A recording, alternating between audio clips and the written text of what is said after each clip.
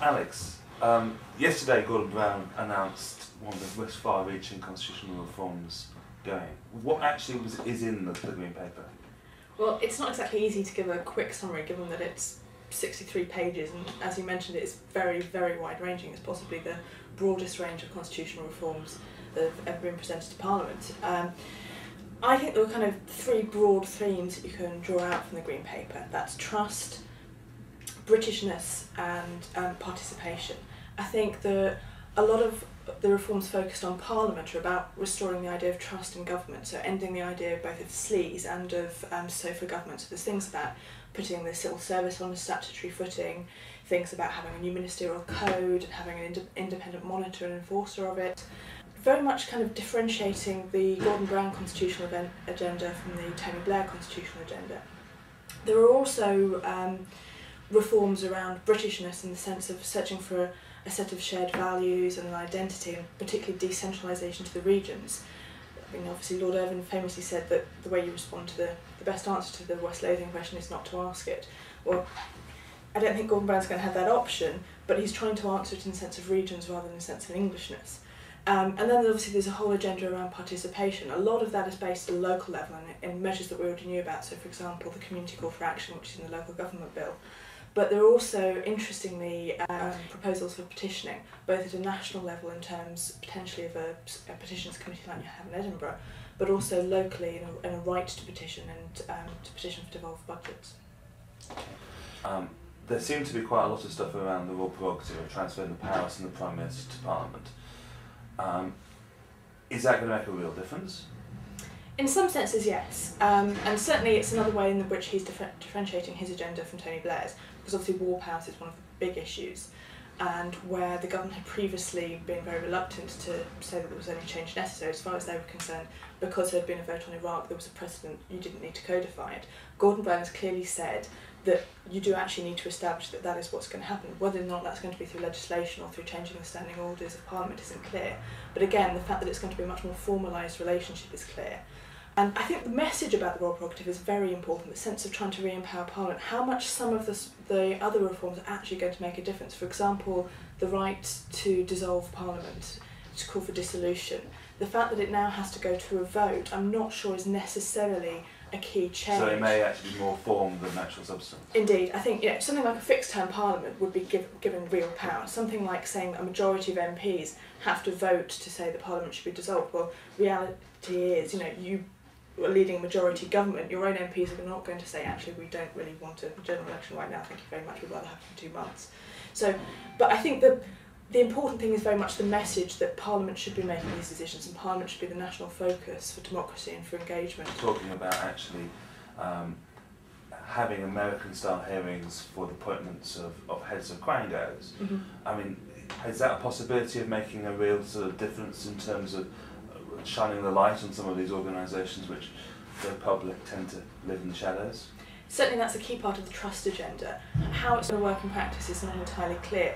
What is clear is that the intention is that public appointments will be scrutinised. There are some, for example, to the Bank of England, which are quite sensitive appointments, and it may be that that's kind of retrospective scrutiny rather than before the person is appointed. But I think it's a very welcome move that actually people who are appointed to key national bodies are actually going to be quizzed by MPs before they're appointed, and it's another indicator that the government is willing to give some power back to Parliament and to take patronage out of the equation. There's a number of things intimated in the Green Paper which are saying that they will look into or they may do. There's the stuff on Lord's reform, which though welcome basically just says, yes, this is where we're going, but it's kind of silent on more we're going to expect a future statement. Again, on electoral reform, it seems to be saying, well, we'll come back to this at some point. Is this signalling a wider area of constitutional reform, or is it a way of closing down debate? I don't think it's necessarily either. I think what it is going back to manifestos and trying to restore trust again. It's about faith, saying we committed to these things in our manifesto, we are now going to deliver on them. I do think it's very important that they did mention the review of electoral systems.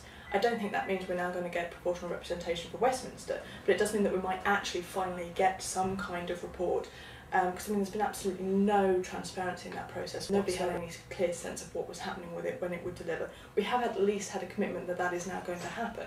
Again, with Lords reform, it didn't tell us anything particularly new, but it did once again state a commitment to delivering on manifesto promises, and I think that's key. In his speech, the Prime Minister talked about having citizens' juries around the country, about having a national conversation. What I'm still unclear is what that means in terms of a national conversation, and whether it's a conversation where we speak, he listens and he decides, or a conversation where we decide to collectively. What's your take on that at this stage? I don't think you're the only one that's unclear about what that process is going to be. I'm not convinced the government's clear about what that process is going to be. Certainly in the Green Paper they talked about a wide range of different mechanisms. So they talked about deliberative processes, which could mean something like citizens' juries, but could also mean citizens' assemblies or something on a larger scale. But they also talked about kind of more general, wide-ranging engagement of things like the internet. And obviously, while internet engagement isn't a bad thing, it's a qualitatively different thing, kind of expressing an opinion on a message board or submitting a petition, to actually being part of a citizens' assembly, which is deliberating and coming up with proposals. So I don't think it's clear how they're going to actually run that process, and I think that's something we have to monitor very carefully. I think they talked about the Secretary of State for Justice, Jack Straw, being kind of the key figure of leading this debate and going out to the regions and managing the process. I think what we have to be careful about is that we're not just being asked for kind of snapshot views. Or to participate in another government roadshow. Yeah, we don't want the big conversation mark too. We've been there, we've done that. If they're going for deliberative mechanisms, that's great, but there's no point asking people to deliberate on something if they then have no say in the actual decision.